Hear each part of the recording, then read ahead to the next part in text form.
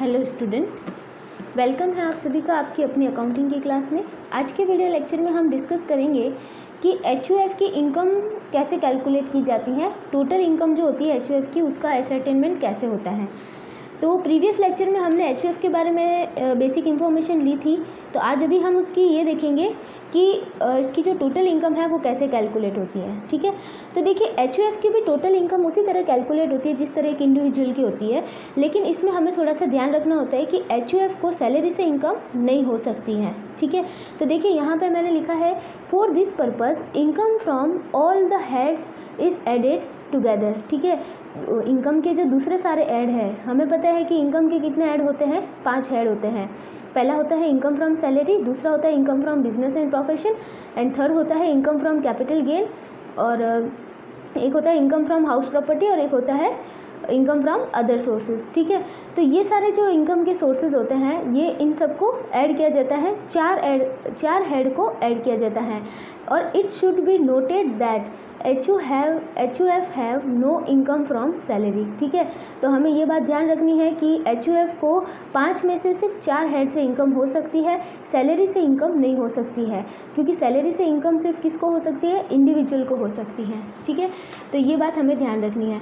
अब देखिए आगे हम देखते हैं कि it is very important to understand which type of income is treated as a income of HUF and which type of income is treated as a income of member. अब देखिए HUF के मामले में ये थोड़ी सी कॉम्प्लिकेसी आ सकती है कि हमें ये पता करने में कि कौन सी इनकम एचयूएफ की इनकम है और कौन सी इनकम उनके मेंबर की इनकम है। ठीक है, तो ये बात पता करने के लिए हमें ये थोड़ा सा ध्यान में आगे रखना पड़ेगा कि टैक्सेबल इनकम ऑफ एचयूएफ की कौन कौन सी इनकम है जिसे हम एचयूएफ के अंदर टैक्सेबल करेंगे, एचयूएफ का असेसमेंट करते टाइम टैक्सेबल करेंगे।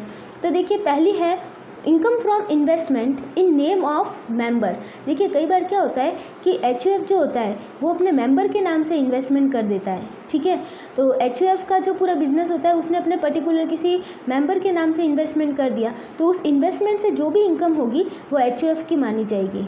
ठीक है, फिर बात करते हैं हम income of member holding post of managing director due to investment made by HUF. देखो कई बार क्या होता है कि एचयूएफ किसी कंपनी में बड़ा इन्वेस्टमेंट कर देते हैं, जिसकी वजह से एचयूएफ के किसी मेंबर को या कर्ता को डायरेक्टर का क्या मिल जाता है, पोस्ट मिल जाता है, मैनेजिंग डायरेक्टर का।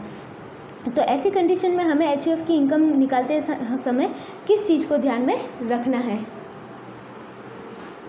तो देखिए ऐसी कंडीशन में कि जब किसी एचयूएफ ने किसी कंपनी में या कोई बड़ा इन्वेस्टमेंट किया है, तो उस कंडीशन में अगर उसके किसी मेंबर को या कर्ता को मैनेजिंग डायरेक्टर की पोस्ट मिलती है, तो उसको एज अ मैनेजिंग डायरेक्टर जो भी फीस या रेम्यूनरेशन रिसीव होता है वो तो एचयूएफ की इनकम नहीं मानी जाएगी, लेकिन उस इन्वेस्टमेंट से जो भी डिविडेंड या इंटरेस्ट रिसीव होता है वो हमें एचयूएफ की इनकम मानना है। ठीक है, तो ये 2 पॉइंट हो गए। एक तो सदस्यों के नाम से किए गए विनियोग से होने वाली आय। ठीक है, हिंदी में हम क्या कह सकते हैं, सदस्यों के नाम से की गई विनियोग से आय। ठीक है, तो वो भी हमें किसकी इनकम माननी है, एचयूएफ की। और दूसरी हम मानेंगे कि किसी सदस्य के नाम से किसी बड़ी कंपनी में इन्वेस्टमेंट करने की वजह से एचयूएफ के किसी मेंबर को कोई मैनेजिंग डायरेक्टर का पोस्ट मिला है, तो उस कंडीशन में हमें सिर्फ डिविडेंड और इंटरेस्ट की इनकम लेनी है। मतलब एचयूएफ को उस विनियोग से जो भी लाभांश और जो ब्याज मिल रहा है ना, वो ही हमें एज ए इनकम लेना है। ठीक है, फिर पॉइंट नंबर 3 की बात करते हैं, interest income of HUF from the loan given to member. तो देखिए अगर एचयूएफ ने अपने किसी मेंबर को कोई लोन दिया है, ठीक है, तो लोन देने पर वो मेंबर क्या करेगा, एचयूएफ को इंटरेस्ट का पेमेंट करेगा, तो वो जो इंटरेस्ट होगा वो एचयूएफ की इनकम मानी जाएगी। ठीक है, तो ये भी बात हमें ध्यान रखनी है कि किसी सदस्य को दिए गए ऋण से प्राप्त ब्याज भी एचयूएफ की इनकम मानी जाएगी। ठीक है, अब बात करते हैं कि income which is not taxable for HUF. अब ऐसी कौन कौन सी इनकम है जो एचयूएफ के लिए टैक्सेबल नहीं है। ठीक है, तो इसमें पॉइंट नंबर 1 बात करते हैं income which are treated as a personal income of member.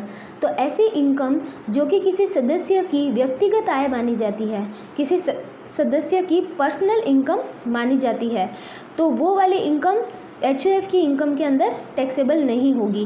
कौन कौन सी इनकम होगी वो, जैसे for example income from investment of profit from HUF। अब देखिए किसी मेंबर को HUF से प्रॉफिट में जो शेयर मिलता है, HUF के प्रॉफिट में जो शेयर मिलता है, वो अगर उसने किसी कंपनी में या कहीं पे भी बैंक में या कहीं पे भी इन्वेस्ट कर दिया है, तो उस इन्वेस्टमेंट से उसको जो इनकम रिसीव हो रही है मेंबर को, वो HUF की इनकम नहीं मानी जाएगी।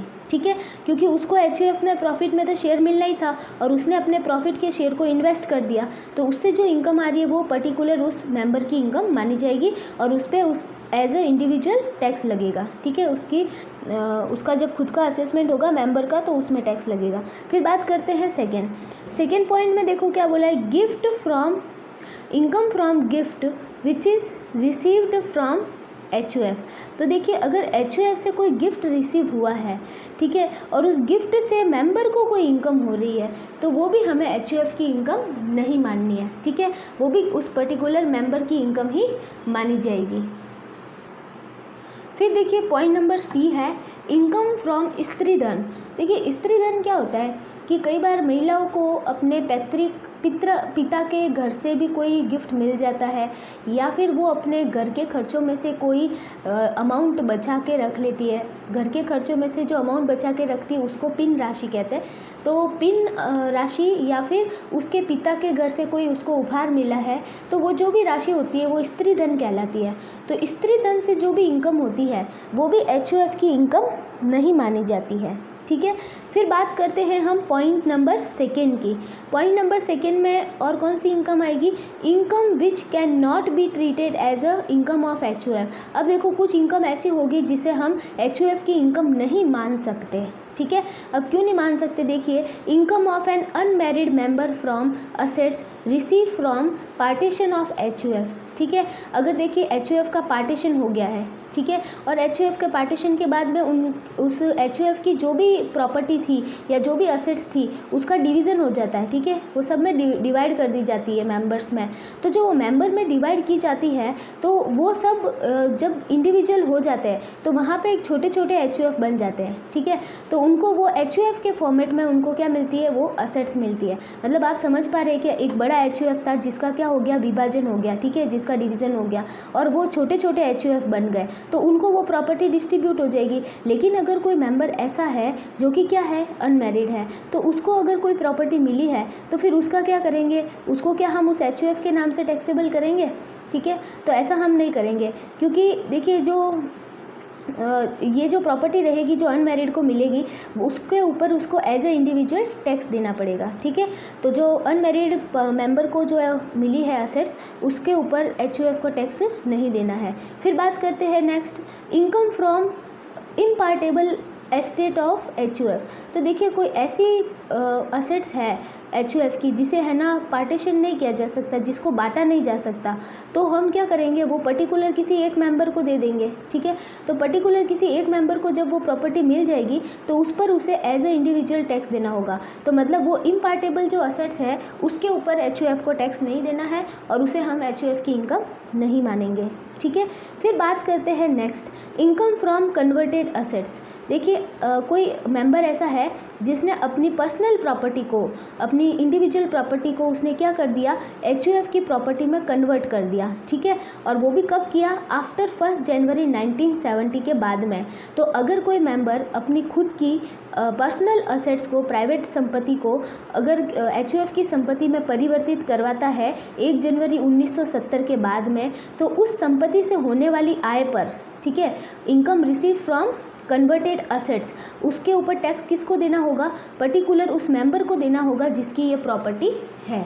ठीक है, ये भी बात आपको ध्यान रखनी है। अब बात करते हैं एग्जम्प्टेड इनकम ऑफ HUF। अब देखिए HUF की कुछ इनकम ऐसी हैं जो एग्जम्प्टेड है। ठीक है, कौन कौन सी इनकम है, फर्स्ट तो देखिए income of HUF as a partner in the firm. ठीक है, अगर HUF को कोई ऐसी इनकम हुई है जो कि वो उसको फर्म में पार्टनरशिप की वजह से मिली है, आपको पता है profit in share of firm तो सभी के लिए क्या होता है, एग्जम्प्टेड होता है। क्योंकि देखिए उसके ऊपर एक बार फर्म ने टैक्स पेड कर दिया है तो डबल बार उसके ऊपर टैक्स नहीं लगेगा, ठीक है। चाहे इंडिविजुअल हो चाहे एचयूएफ हो, अगर किसी फर्म में पार्टनर है और उसको फर्म से प्रॉफिट में शेयर मिलता है तो वो सभी के लिए क्या रहता है, एग्जम्प्टेड रहता है, ठीक है। तो profit share in profit of firm सबके लिए एग्जम्प्टेड होता है। और अगर एचयूएफ किसी फर्म में पार्टनर है और उसको कोई प्रॉफिट का शेयर मिला है तो वो उसके लिए क्या रहेगा, एग्जम्प्टेड रहेगा। बात करते हैं पॉइंट नंबर 2 की, agriculture income in India. Agriculture income in India सबके लिए एग्जम्प्टेड है तो एचयूएफ के लिए भी क्या होगी, एग्जम्प्टेड होगी, ठीक है। तो ये 2 एग्जम्प्टेड इनकम के बारे में अभी हमने डिस्कस किया है। अब देखिए आपको पता है कि जब हम टोटल टैक्सेबल इनकम निकालते हैं तो कुछ इस टाइप से स्टेटमेंट बनाते हैं इंडिविजुअल के लिए, ठीक है। तो एचयूएफ के लिए भी ऐसा ही बनेगा। ऊपर हम हेडिंग दे देंगे computation of total taxable income of HUF की total taxable income for the assessment year, जो भी असेसमेंट ईयर रहे उसके लिए। जैसे अभी हमारा जो करंट असेसमेंट ईयर है 2020-21 है, ठीक है। तो 2021-22 है, ठीक है। तो 21-22 लिख सकते हैं हम यहाँ पे, और जो भी असेसमेंट ईयर रहेगा वो हम यहाँ पे लिखेंगे। फिर इसके बाद में अब देखिए एचयूएफ को 4 हेड से ही इनकम होती है, house property, business and profession, ठीक है। House property, business and profession, capital gain और अदर सोर्सेज, ठीक है। तो चारों हेड से जो भी इनकम रहती है एचयूएफ की वो हम लिख देंगे और फिर उसकी हम क्या कर देंगे, टोटल लगा देंगे, ठीक है। तो टोटल लगाएंगे तो वो जो हमें रिसीव होगा उसे हम क्या कहेंगे, ग्रॉस टोटल इनकम कहेंगे, ठीक है। अब ग्रॉस टोटल इनकम में से हम लेस करेंगे डिडक्शंस। जो डिडक्शन मिलती है ग्रॉस टोटल इनकम में से वो एचयूएफ को भी मिलती है कुछ डिडक्शंस। तो अंडर सेक्शन 80C से लगा करके अंडर सेक्शन 80TTA तक जो भी, क्योंकि देखिए TTA तक ही मिलती है, बाकी की जो TTB और TTB और 80U ये एचयूएफ को नहीं मिलती है। और इसमें बीच में भी कुछ सारी डिडक्शंस ऐसी हैं जो इंडिविजुअल को मिलती है और एचयूएफ को नहीं मिलती है। तो जो भी अवेलेबल है एचयूएफ के लिए डिडक्शंस, वो डिडक्शन हम एचयूएफ को प्रोवाइड कर देंगे, ठीक है।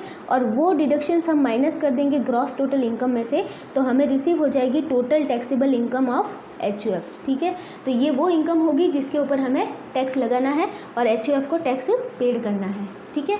तो इस तरीके से कैलकुलेट की जाती है एचयूएफ की टोटल टैक्सेबल इनकम, ठीक है। आगे के जो लेक्चर रहेंगे उसमें हम इनकी टैक्स लायबिलिटी निकालना सीखेंगे और भी फर्दर हम डिस्कशन करेंगे। Okay, thank you so much.